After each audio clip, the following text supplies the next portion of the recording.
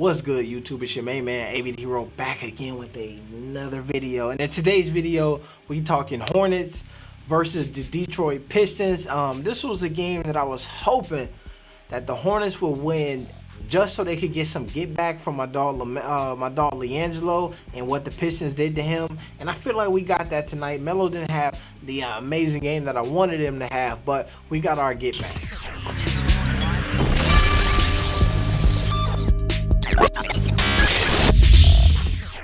Alright, so with this being the first game back after All-Star break, man, I really had high expectations going into the night, right?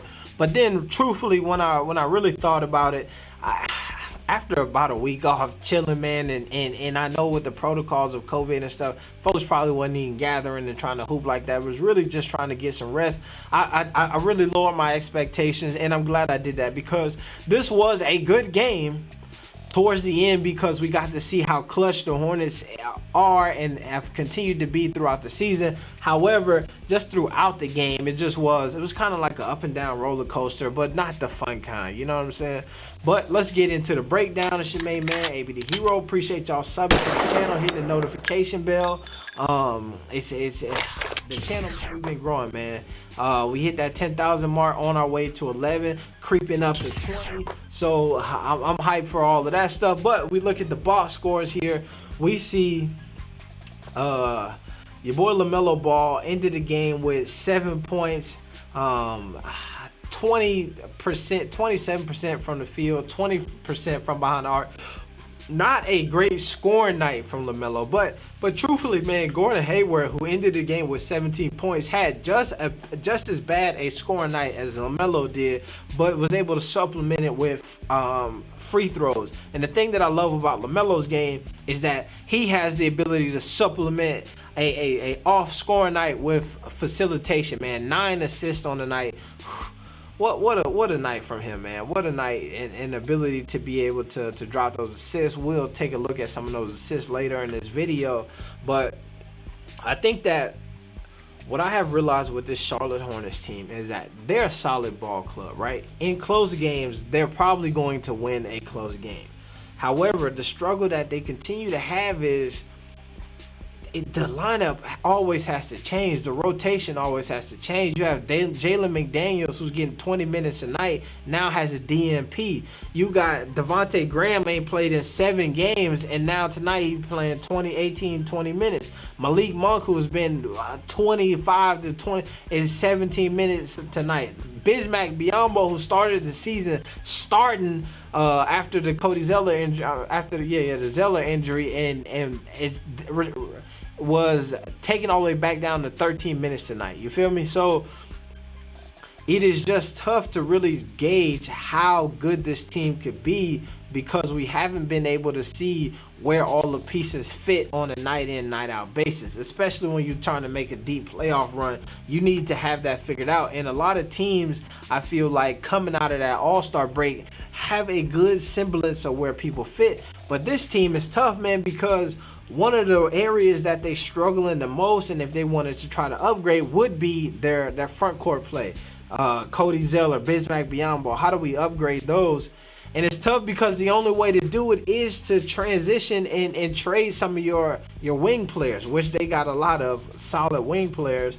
But it's like, dang, it's hard to tell which one you need to move, because you haven't seen them all consistently, right? Terry Rozier, at the beginning of the season, a lot of people felt like he was going to be the trade bait piece, because they had Devontae Graham coming off a solid year last year, who was probably the most improved player of the year.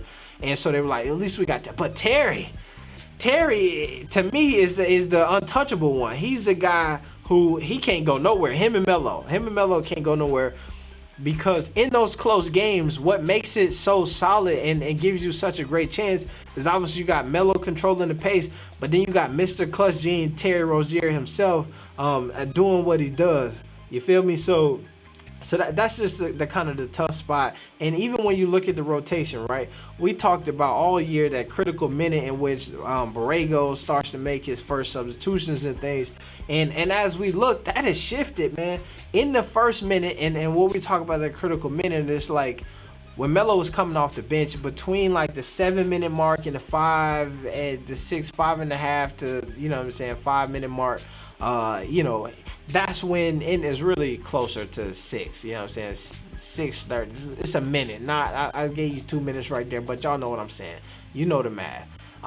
So that's where Melo was being either taken out of the game when he was putting in the game when he was coming off the bench, or taken out of the game when he initially was a starter. Now we starting to see tonight Melo played that first quarter until the 3-minute and 50-second mark, and then came back in. No, he did not. I don't think he came back in tonight, right? He really didn't play till deep into the second quarter, but you got Devontae Graham, right? And you want to give him a shot. And I feel like he kind of struggled a bit tonight in his first game back as well.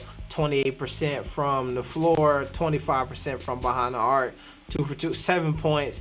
It didn't give you the assist that Melo did, but still 6 assists is pretty legit as well. So, but you expect that from him.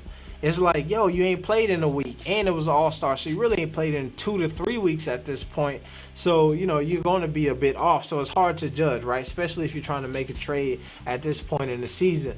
But we go to that critical minute, like I mentioned, and the only substitution that was made was Miles Bridges coming into the game for P.J. Washington, which is funny because this is one of P.J. Washington's kind of best games. So for him to be the guy who got subbed out early, you know what I mean? This is always confusing. All right, but we look here. You see that the Hornets led for the majority part of this game, and towards down the stretch, I believe because of the rotation problems, kind of let them back into the game. Some of the dudes who impressed me actually from this Pistons team was Sadiq Bey. Early in the game, looked like he was fixing to score 50 last night, because they were giving him he hit that corner 3 and truthfully just couldn't knock some down over here in that left corner. Now if we fast forward, and what I want y'all to then drove into the lane and then score, and I think that is the thing that we all talked about when in the NBL he had 7 assists a game, right? And folks are like, yo, he might average 10 in the NBA because they're more lenient on those assists. Now, but we have to address the elephant in the room. Mr. Michael Jordan, who, as far as we know, got to watch his first game this year, sat courtside. It's so crazy to watch these folks on there with the mask on, though, which is wild to see.